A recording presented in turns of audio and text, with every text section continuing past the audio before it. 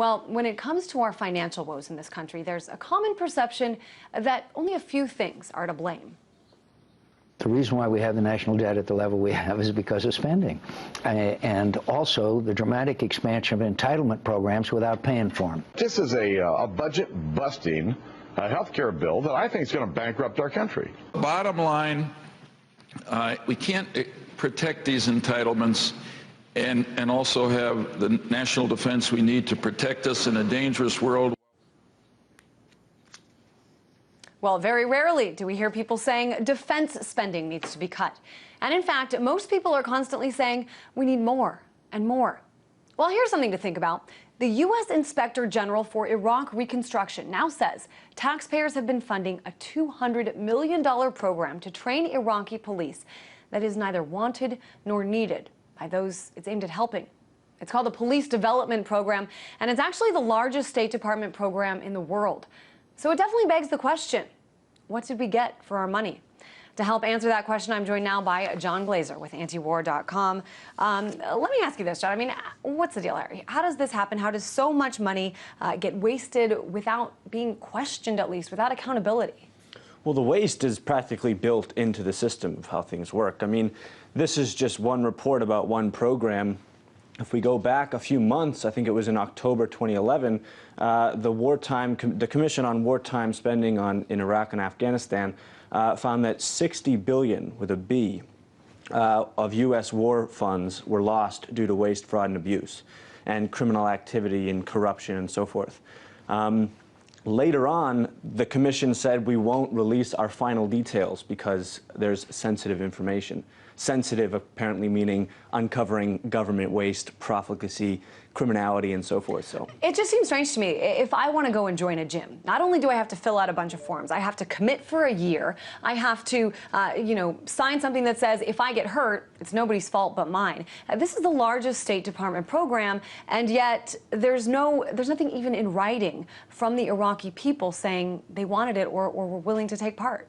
Yeah, the Iraqis have been very hands-off. They've wanted Washington's hands off of their government and their security forces for a long time.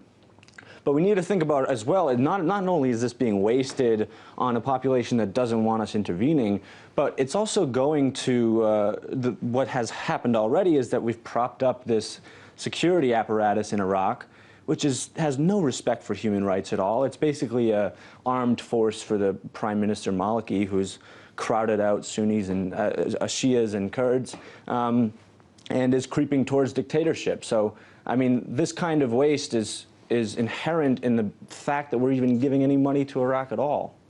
And I know, and not only are we giving it and have we given it, there continues to be a cry for more and more. And I know that recently Assistant Secretary of State Carol Perez, told the auditors, the people looking into this, that, this commitment actually was assured, and it was assured by the Principal Deputy Interior Minister Adnan al-Assadi, saying that Iraq is committed to this program.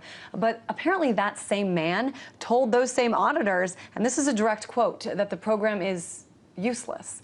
Again, she asked for more funding. So, I mean, this is something simple. Why can't we get our facts straight here?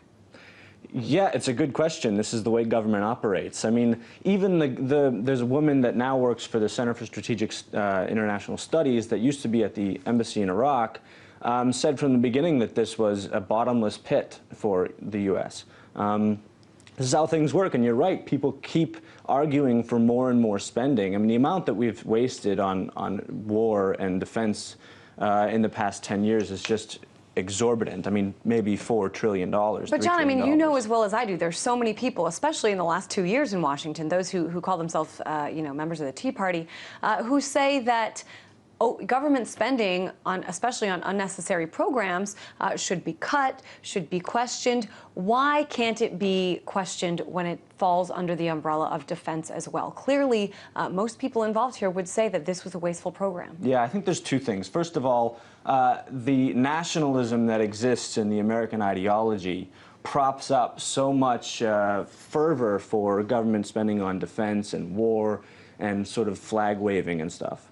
The other thing is that there are entrenched interests involved in the defense sector that really prevent much of the dialogue that you might hear about health care or transfer payments or taxes.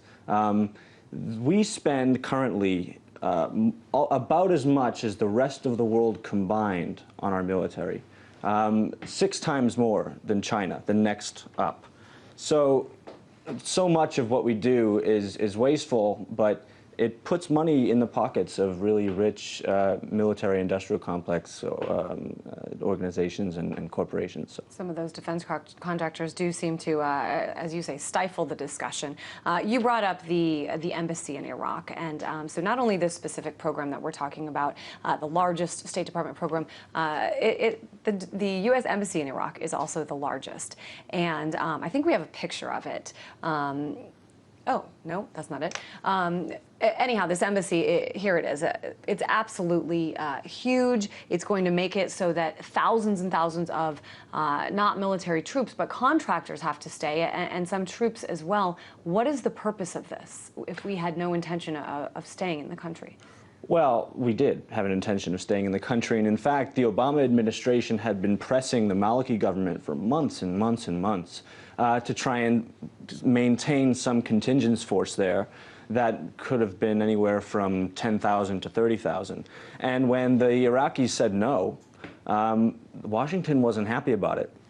So they're going to try and keep this embassy, which is the size of the Vatican, as big as possible. There's State Department forces there that number up to 16,000. There's regular U.S. troops, and there's contractors. They're going to try and keep it as big as possible and as influential as possible, because otherwise Iraq gets outside of our sphere of influence, and that is the last thing that Washington wants. Especially after being there for the last 10 years and putting in a whole lot of money and a whole lot of lives. I want to broaden this a little bit and sort of talk about the Iraqi reconstruction effort overall. I know that at least 719 people have actually died as part of just the reconstruction effort.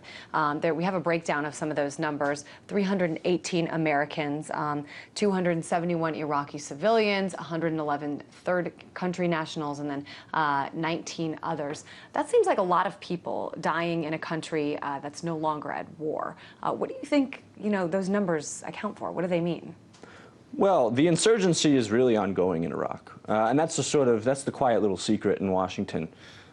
We've spent almost a decade there, trillions of dollars, thousands of our men and women in uniform died, hundreds of thousands, probably 500,000 or 600,000 Iraqis dead, and yet bombings on a mass scale, coordinated bombings in numerous cities on the same day, that's a regular occurrence. So the inability to have true security in that country is a direct result of our interventions, and the process there now with the contractors and the reconstruction efforts and all of this, they're no better at doing it than the U.S. military was. So it just seems for a country that's so focused on trying to get its fiscal house in order and wants to point fingers at what needs to be cut, that at least the more money you spent on defense doesn't mean the more secure you are. I think it's important for people to realize that sometimes there are smart places to cut, too, that aren't going to put anyone's harm or safety in jeopardy. And a lot of times you just don't hear that. Appreciate you being on the show. John Glazer, assistant editor of antiwar.com.